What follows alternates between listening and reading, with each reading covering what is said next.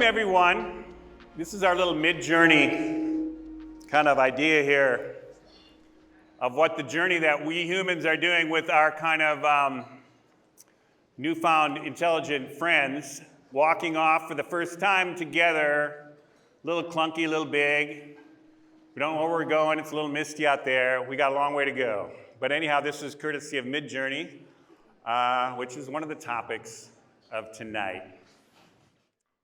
Folks, something has happened recently here in the last 6 months. Something is happening. Something is cracking open. Something is being born. Something that could be wondrous, it could be monstrous, like it depends who you're talking to, what's going on here. But one thing that we actually start thinking about is how are we humans now crossing a threshold where we are now beginning an age where we will be living and collaborating with intelligent machines.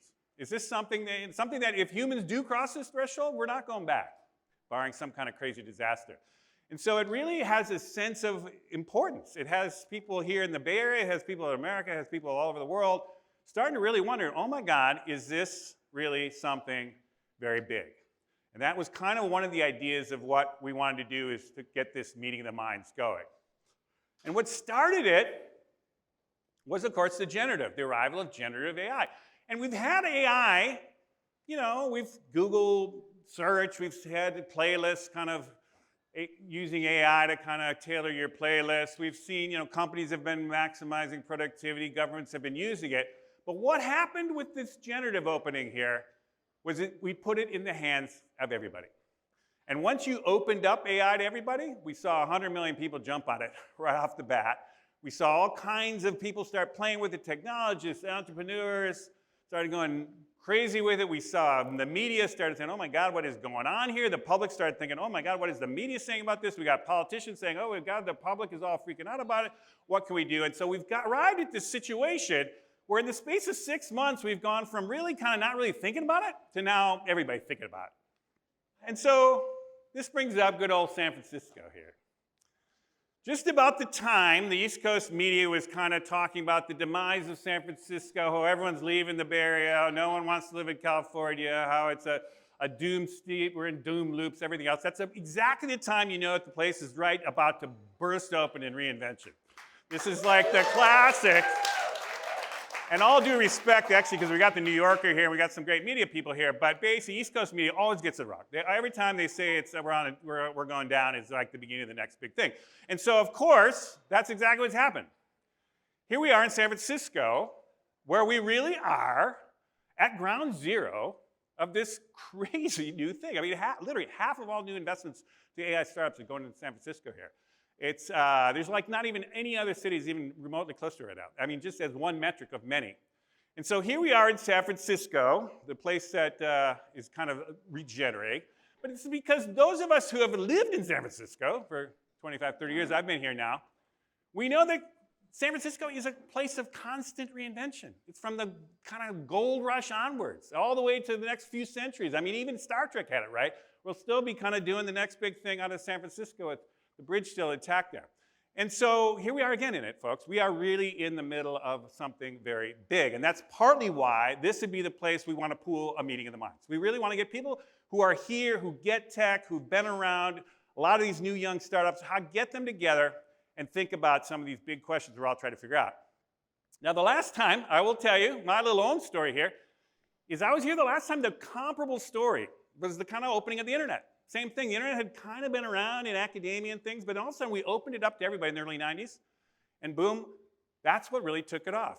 And I was there with the early founders of Wired, and we were trying to do this story that was kind of similar to the story today. It was all these young people kind of trying this new thing, everything was exploding, no one knew what was happening, no one understood what the startups could be, and so this was this cover story I did there, which later went into a book I did with Peter Schwartz, one of the great futurists of the time.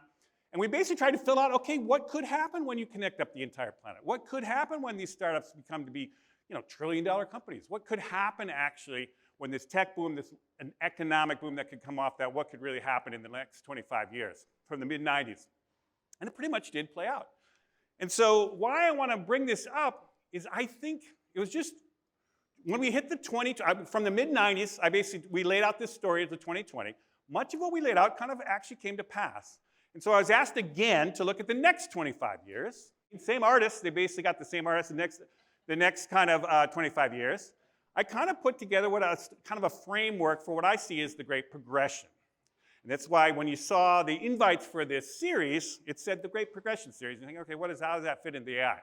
Now, one of the things about this next framework is we've got 3 world historical technologies kind of drive through this next 25 years. One is AI, and we're going to talk about that tonight.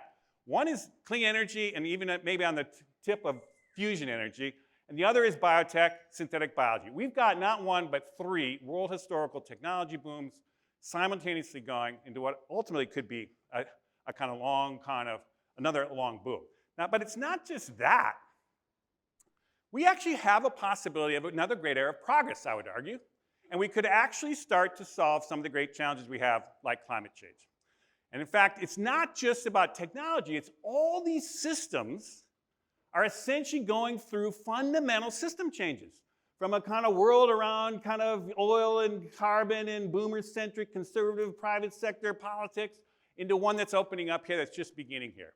And it's this idea of we're in a possibility of this decade and going forward for the next 25 years that we could actually really have a new kind of era of progress to counter the gloom and doom that most people kind of think about the next 25 years. And so originally last fall, the idea was let's go do the Great Progression series where we figure out in each of these fields what's really going on, what's the real story, what's probably coming in the next 10 years, what's possible to achieve in 25, and what should we do now to hit that high bar. And so that was the original idea of what we were going to do here at the Shack. But then the AI thing came around, and we thought, you know what? This is such a big deal that we got to pour attention, focus attention on essentially this AI. And AI is such a big deal that we're going to do 3 events to kick off this series. The first one is we got to figure out what is the real implications. The real implications, not the hype, not the kind of under-expected, but what is really going on and what are the implications, not just what could this technology do and what are the business implications is what we're going to spend a lot of time today doing. The next one, though, is what is the positive possibilities of this technology? How could it kind of transform education? Could it transform our democracy? Could it do things that we aren't even really thinking big enough on what to do? We're going to do that in June. We've got another whole event coming through on that one. But then we also got to be smart about this. There are risks. Maybe it's not the total kind of existential threats that some people think, but there are actual risks. We've got to be responsible about this. So that's the one in July. So we're kicking this off, and today you are in the first one, which I kind of mentioned here, which is what are the real implications of generative AI. Now, the one in June is going to be, and this is our courtesy of Midjourney here, is what's going to happen when we kind of get on this journey to where we can see the big picture. What is the kind of, that's still a friendly robot, but much more developed than we had, and still very loosely connected to us, looking out to what's possible. We're going to do that. We got Kevin Kelly and others kind of starting to firm up for that one. That's the positive possibility of Gen AI. And then in July, we're going to really look at what happens if things do go wrong? What can we do to kind of avoid that? And that's the actual risk. Now, there's nobody in this room that can come and tell us anything definitive on all 3 of that. But all of us hold a piece of the puzzle. And this kind of brings up, for those that many people in the room, and I know there's a lot of young people coming up in this AI world or in their 20s, if they don't know Stuart Brand was an inspiration to Steve Jobs. He was a mentor of mine. I worked at his strategic foresight company, GBN. He's now formed the Long Now. I've been entangled with them, and a lot of people in this room have been entangled with them. But one of the things about Stuart, which is extraordinary, is he had an ability to bring together remarkable people to solve complex problems.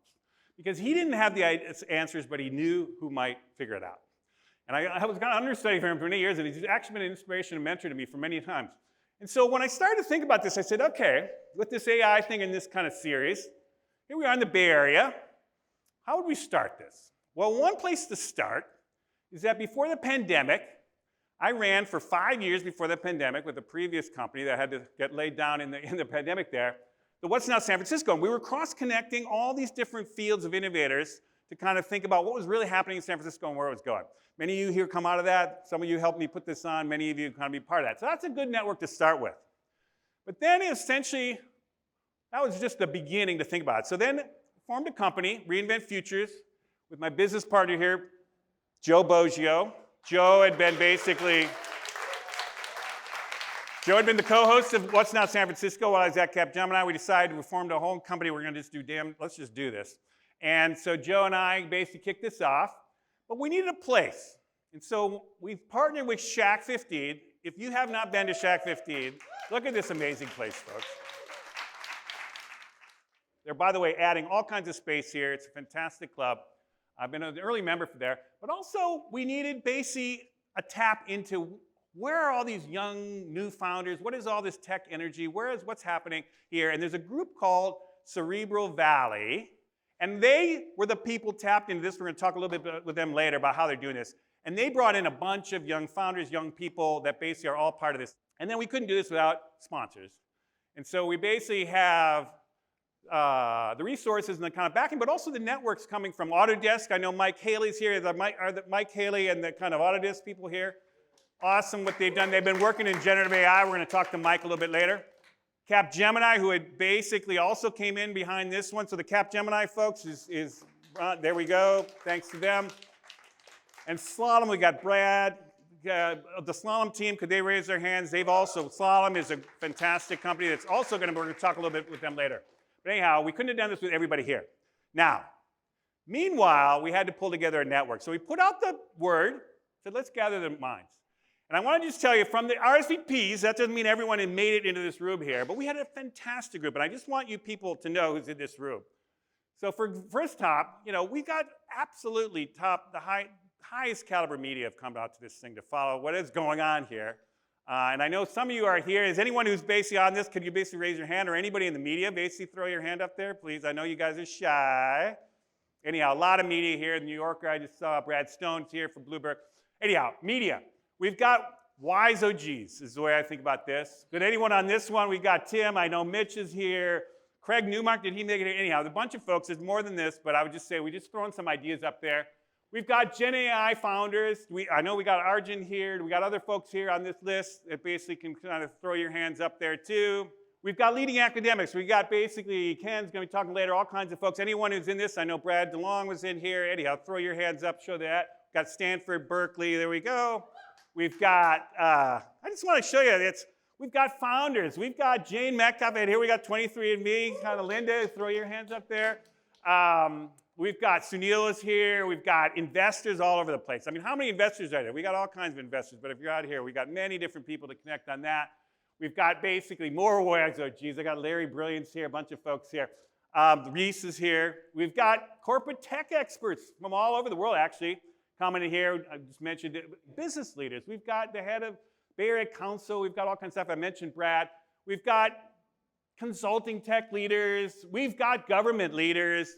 We've got all kinds of people here. All these different companies, OpenAI, Midjourney, Harvey, a lot of the folks in here. So anyhow, the reason I want to say this is what we're going to do for the next 2 hours after, or the 2 hours after this, is schmooze around and cross-connect these networks. Because if anyone's going to figure this stuff out, it's going to be people here in this room. I'm telling you, they're amazing folks. Everybody here has a piece of the puzzle. Everyone here has an amazing story to tell. And I hope to stay connected with you in this series. So thank you very much, and let's connect.